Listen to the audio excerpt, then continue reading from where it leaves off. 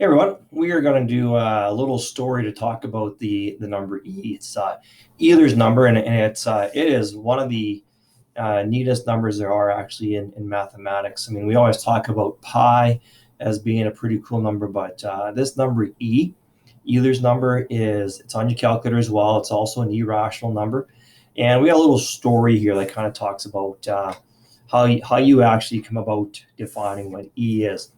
So our little story is that we're going to go for a walk, and we're going to double our speed over a 1 minute interval.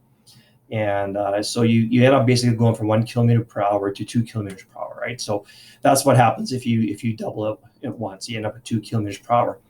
But if you decided that you wanted to increase your speed by 50% and do it twice, what's your speed after 1 minute now? So we got some math we can do here. So your original speed was 1, and you're increasing your speed by 50%. So you're increasing your speed by 50% on 1. So at the halfway point, now you're going 1.5. And now you're going to add 50% again to that. So you're going 1.5 plus another 50% of 1.5. So now you're going 2.25.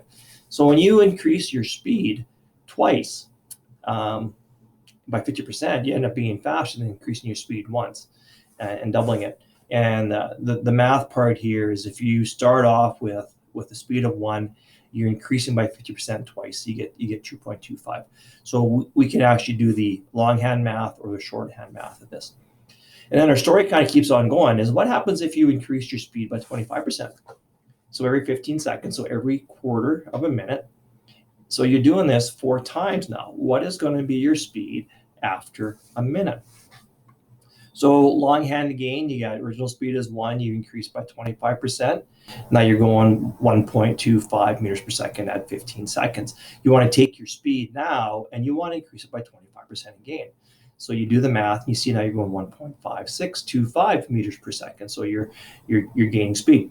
You're at 45 seconds now. You want to increase by another quarter again. So 1.5625. So your speed plus 25% of that number. Now you're doing like 1.95 kilometers per hour. Sorry, I keep saying meters per second, kilometers per hour. And then you take this number at 45 seconds and you increase it again by 25%. So the original number plus 25%. Now you're going 2.44 kilometers per hour. So shorthand version again is if you started off with a speed of 1, that's your original amount. You're increasing by 25%. That's why it's 1.25, because it's an increase of 25%. You do it 4 times, your speed is 2.44. So we can kind of keep on doing things longhand, but in math we're efficient, so we like to find shortcuts for doing things. So we're seeing if you increase your speed by smaller amounts but do it more often, you actually end up going faster at the end. So now we want to say what happens if you increase your speed by a tenth. So you only increase your speed by 10%, but you're going to do it 10 times. What's your speed going to be at the end of the minute?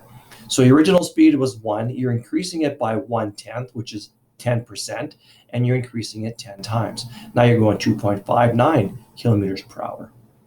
So what happens if you increase your speed 1,000 times?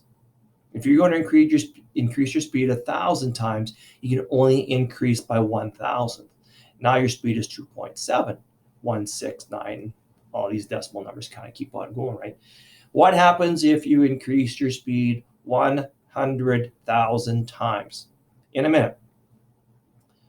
1 plus 1 over 100,000. So again, your increase, because you have 100,000 increases, can only be 100,000th at a time. What if you decided to increase your speed 10 million times in a minute? What is your new speed? So say my day, you'd have 1 plus 1 over 10 million and the exponent to the 10 millionth. What if you said, I want to increase my speed 1 billion times? So 1 plus 1 over 1 billion to the billionth, 2.718. So what we started seeing is that we started off with a speed that was going to be 2, right? With 1 increase, it's 2, then it's 2.25, then it's 2.44, 2.59, 2.7169, 2.7182, 2.7. You know what? some of these numbers stop changing. And the reason they stop changing is that after you increase by 10 billion or 10 million or 1 billion times, some of these numbers just stop, right? So already here, you can kind of see at the 2, this 116 is already 2 if you round it off. So it's kind of like pi. Eventually, when you round things off enough, you get a number that basically it's not till the very end where the numbers start to change. So what happens then if you took this number and you said you want to have the number of increases in a minute approach infinity?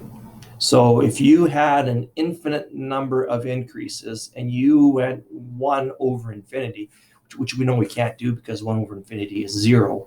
But if you had an incredibly small increase, but an incredibly large number of times, you end up with this number, right? And we get the little wiggles in here because it's approximately 2.718281828. Again, if you can find E on your calculator, this is Euler's number.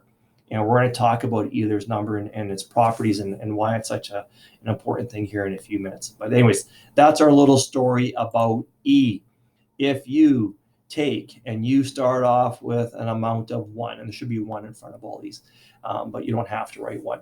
And you talk again about a 10% increase 10 times, or a 100,000 increase 100,000th of a step, or 10 million, and right. So that's the idea. That's our story of E.